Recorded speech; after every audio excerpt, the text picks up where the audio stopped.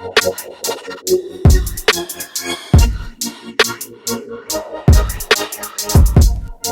to FCC Notes.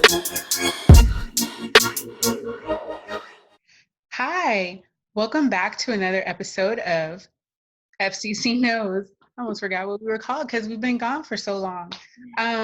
Well, as many of you are probably doing is social distancing, and so we are too. So we can't be together in our office all at one time. So we still want to bring you content and videos and information and still connect with you. And that's something that we're going to talk about later too, about connecting in this way. So today we're going to talk about several tips like that can help you during this time, because social distancing can bring up about anxiety for you. Even if you've never really experienced anxiety, it could start that for you. So we're going to talk about some tips that can help you through this time of social distancing and sheltering in place. So some top 5 that we have are: take care of yourself, stay connected with family and friends, maintain daily routines, limit screen time, and of course, we're going to give you some information about how you can get help if you need to. So to begin, Christy, she's like, it's so cool because she's like in my upper right hand corner there, and Joanna is right underneath us, holding us up. So for Christy, what do you, when you think about to tell somebody about taking care of themselves, so what does take care of yourself look like to you? For this time right now, especially with having to stay inside, I think it's important to make sure that you're eating healthy, because I know for me that can be a struggle being in the house for a while. The snacks and everything are available, but still try to maintain the same set of boundaries that you place on yourself, even if you were still going out and about. Same thing as far as sleep. It can be easy to stay up really, really late, or get off of a schedule that you may have usually. So still try to set true to that same routine, because once we get back to normalcy, it'll be easy to transition back into that. So also taking care of yourself for me has been self-care. So I've been trying to really spend some more time to take my mind off of everything that's going on, such as getting back into my painting and drawing and things of that sort, reading, just to kind of help focus on other things. Yeah. What about you, Joanna? Yeah, I definitely agree with what Christy was saying, especially the maintaining a schedule or a routine as much as possible. I found myself within the first couple of weeks staying up really late and then still waking up at 6 or 7, and then I'd be exhausted throughout the day. And so I have changed my schedule a little bit to where I am allowing myself to wake up a little bit later than normal, but not so much later that it's going to be hard to transition back once we do get back into a schedule. Maintaining exercise, that has been really important for me. And so I have still gone to the park to run, but just making sure that I'm maintaining that distance from folks, trying to go at a time of day where I know that there's not going to be a lot of people out and about too. Mm-hmm. I think the other thing, as far as like a cognitive or like mental health way that I've been trying to stay grounded, is it can be really easy because we are social distancing to feel like you see people posting things on Facebook.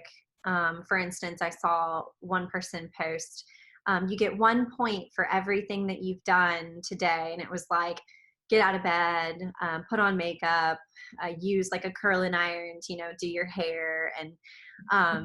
And so I was like, oh, well, that's funny, right? But it can also be kind of shaming if you find that you haven't been doing those things. And so just to remember that what your capabilities are during this time is what's most important. Also, just again, like the sense of isolation. I was driving the other day and I saw where these 16-year-olds, I guess somebody had just turned 16. And so all of her friends had gathered around her house in their cars, all 6 feet apart, just to celebrate her, I'm assuming. But I was thinking, who else is having a 16th birthday right now where that's not happening? And so it can lead to feeling like, you don't have a community or you don't have people in your life, when maybe that's not true. It's just that everybody, expresses things differently. And so I would say just to stay grounded as far as what you're seeing on Facebook and maybe how other people are handling this time may not be the way that you're handling this time, and that's okay. Yeah. So since you mentioned about Facebook and like other social media outlets, I want to talk about that real quick because limiting your screen time is paramount. I am going to tell you, when all of this started mid-March or whatever, I was watching the news a little bit more, and then I was like, oh wow, this is getting serious, and then next thing you know, we get the order to work from home, and I'm like, man. And so I'm at home more. And so now I'm watching the news more because I'm trying to find out, like, if we got to work from home now, what about the schools? Like, are schools going to be closed? So all of that news was very fresh at that time. So mid-March, right? And I found myself, like, my anxiety was just to the roof because it was just like, I don't even have school age children, but I was worried about all these other kids and like how they're going to be at home, how they're going to eat. And then the news that I was getting was coming from people posting little snippets on Facebook, or people, I don't even know where they're getting the information from, for one. So, but they're posting it on their social media. And then I'm like, started connecting with all these other groups of like that I would have never connected with. So I got like my governor's page now and like all these different things, but it can be so overwhelming. So I think it's really important for us to like just take time out from screen time. Like, I mean, I never watched that much stuff before, so why am I doing it now? So I think we could utilize the time better, like playing a game with our family instead of just totally being engulfed with all the news, because yeah, it's going to change from time to time, but not every 5 minutes. You don't need to keep it on MSNBC all day and keep checking your social media, because I think that like you were saying, that shame comes about too, because you just don't know how something that you post or somebody else posts is affecting another person. Like, you might be thinking it's a good thing, but to them it's like, oh my God, I didn't even get up today, and then, just adding to their depression that they might be having just from being isolated from everybody. Right. So yeah, what do y'all think about that? Anybody? That's true. I do believe it's important also, especially with the limiting of the screen time. And something else that I was thinking about was, especially now that the children are home, because a lot of schools has closed, there may be a lot of questions that you may get from your kids because they're trying to figure out what's going on. You may notice some different patterns with them that may change, that may bring some, questions to you. So just being aware too that with them being there, it's okay to answer those questions because they may be a little confused, keeping it childlike depending on the age, but also you have to make sure you're reassured that you're okay. So like that, taking care of yourself, if you're good, your children will see that and they'll feel confident and everything is going to be okay as well. So Yeah. thinking about that for them. So like Juana said, with the family time, use this time to be able to just engage more, and just kind of get a chance to talk to each other, learn a little bit more about each other, so you don't have to focus on what the news is talking about or all the other things that's going on right now. But I wanted to bring that piece up with the children because they're home, so they're seeing the same things that you're looking at, and they may have some questions too, but not know how to go about asking it, and you may not know how to answer it, and that's okay too. But just be aware that if you're good, they'll be good. So thinking about Yeah, that's a great point. And yeah, I agree with limiting the screen time, limiting how much news you're taking in. If they say that just watching the news like once a day, like you said, Juana, is going to really be the best option because it's not going to change so fast. And so if you watch once a day, you should be able to stay caught up on everything that's happening. And, I have found during this time that it has been a positive thing to be connected on Facebook people are posting things that have been uplifting or helpful. And so if you notice during this time that there are folks that maybe aren't posting the most positive things, or maybe a lot of fear-based messages or shame-based messages, it's okay to unfollow them for now. And then when things change, and maybe you want to follow them again, but maybe you just don't need to see that in your feed as much right now. But as far as the kids go, like Christy said, I wanted to touch on that. Being that Facebook has been helpful for me to connect with folks, I have seen someone post something about the fact that people are saying a lot of things about this is what homeschooling is like, this is what homeschooling is like. And they're just making a really great point that this actually isn't what homeschooling is like. And so although people are at home homeschooling, folks in the normal situation who are homeschooling have a huge community of people that they're connected to. They're still able to get out and go to the park.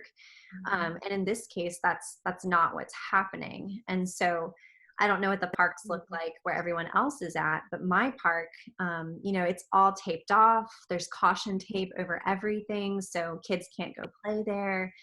And so even though it might feel like homeschooling, just to remember that this is still a very different environment than it actually would be if you were homeschooling. So it's okay if it's a struggle, because not everybody's going to have that same type of support community that you do have when you are homeschooling. And, going to the grocery store is more of a struggle. Going to the park isn't an option. Going to the movies, going to museums, all those things aren't a normal part of our time right now anyways. So, yeah. Yeah.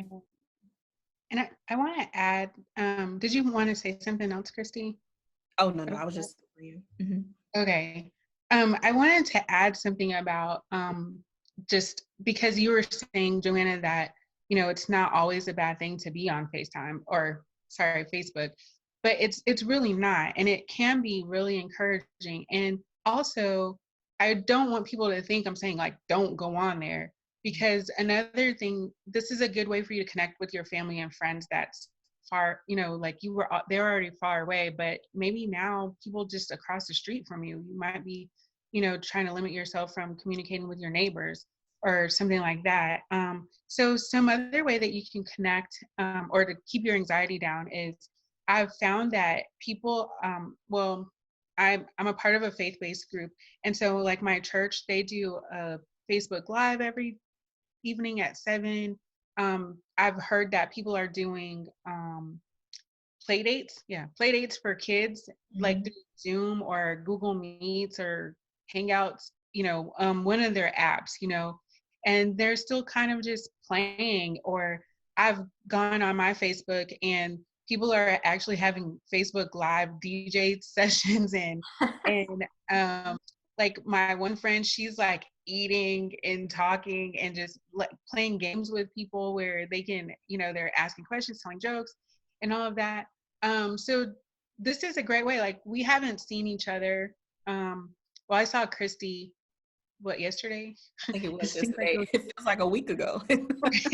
Right. But I haven't seen Joanna. So it's like, this is a great way for all of us to see each other. We can't touch, but we are still connected. And I think that you can really connect with people on an intimate, emotional level like this, because you're going to talk about so much more stuff now that you don't get to see each other, so you're going to have more to talk about.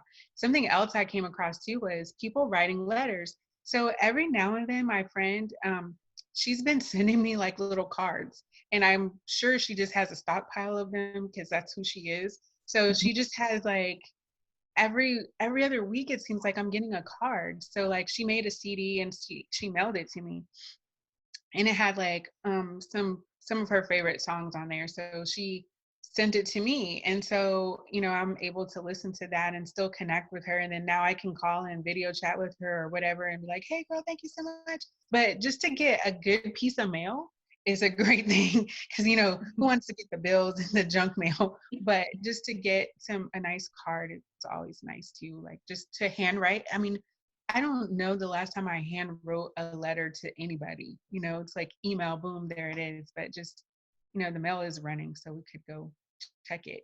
But What are some things that you guys have been doing to connect with your family and friends? So about once a week, I check in on my husband's parents, just to see if they need anything, just see if I can run to the store for them, um, and just any way that we can connect with them to help them so that they don't have to go out, which lowers their stress and lowers our stress here. So offering that.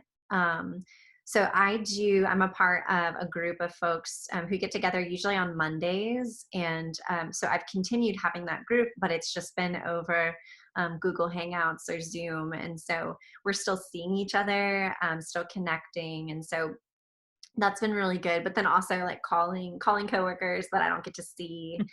I find myself commenting on Facebook more than I normally would.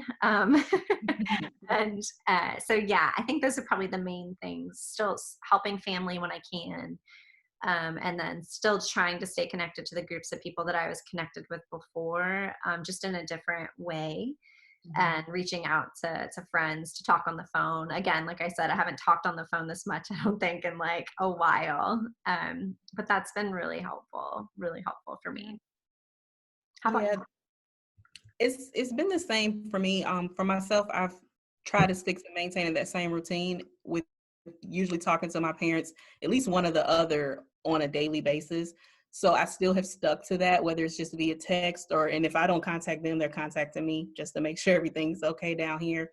And just earlier today, I was talking to my best friend. She's in Spain. So even those who may have friends and family who are international now, still being able to find ways to communicate with them because she's on lockdown as well, has been for a month.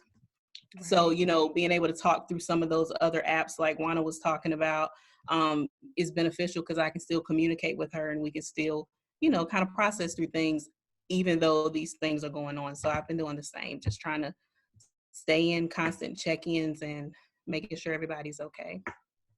Yeah. I know this has been a pretty long video because we have not seen each other really to connect either. So this was a good way for us to connect and to show you about connection and to keep your anxieties down. So lastly, I want to talk about help if you need help. Because right now, if you're okay, great.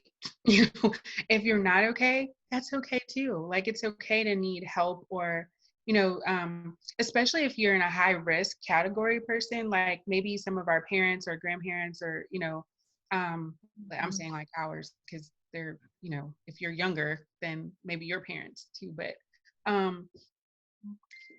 just going out and getting things for them to help keep their risk down, So that's asking for help, just saying, hey, can you go to Walmart for me and grab these vegetables? That's help and that's okay. But if you find yourself to where your anxiety is just becoming overwhelming to where it's interfering with your daily functioning, then that's on a different level that you might need some extra, more intense help. Like, unfortunately right now, we're not able to do any type of virtual counseling or mental health help for people at our agency, but we are calling everyone. So some numbers that you can call no matter where you are in the United States. I was going to say in the world, but in the United States, if there's a United Way in your area, I want to say that it's safe to dial 211. I think that's a national 211, right? I believe so. Yeah. So it should connect. Oh, what'd you say? I was saying, I think it is as well. Yeah, so dial 211. That's all you have to do is 211. And they can connect you to all kinds of resources, whether it is mental health help, or assistance with housing, utilities, whatever it is, they may be able to connect you with that resource. Some other numbers, and I'm going to look down here on my phone just to make sure I get them all, is the Georgia, in Georgia, you can call the Georgia Crisis and Access Line, and that number is 1-800-715-4225. The National Suicide Prevention Line is 1-800-273-8255. And I know that veterans can press 1 once you get in connected. The disaster distress helpline is 1-800-985-5990. And if I'm not mistaken, I do know that the National Suicide Prevention Line and the Georgia Crisis Line both have chat or text features, because not everybody likes to talk. So they do have text and chat features, and all services are in Spanish as well. So we try to, make sure everybody can get helped. And I do know on the National Suicide Prevention Line that they also have for deaf or hard of hearing lines, contact information as well. If you just go to all you have to do is Google their sites if you want to. But yeah, otherwise, I guess that's about it, y'all. Oh, I want to say this though. Congratulations to Joanna. Is it okay for me to say it? Sure, yeah. Okay. Yeah, she got accepted to a PhD program in Auburn, so congratulations to her. Yay! Yeah. And not to brag, but I did just get my my official LPC license, so I am now a licensed professional counselor in the state of Georgia.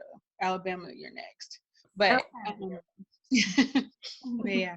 And Christy, she has continued to maintain the highest caseload ever. So, but seriously, I'm really proud of you guys, and I'm so happy to be working with you guys. And this was really fun, actually. So maybe we can just do it just to do it, because we're telling everybody else to do it. So yeah. Just to kind of communicate. Maybe we could tell Rachel to have our Tuesday meeting still. Yeah, let's not. Right. But anyway, yeah, you guys got to see me with my work from home hair. I try to put on some clothes though. So again, just to wrap it up, some tips for you: make sure you take care of yourself, keep exercising, maintain a routine, limit your screen time, stay connected with your family and friends, and yeah, try to eat healthy and get some sleep. Talk to your kids about the facts. Yeah. But all right, well, thank you. So don't forget to comment, like, and subscribe. And we'll see you on the next video. We'll probably post more now since we're just all hanging out. All right, take care. Bye. Bye.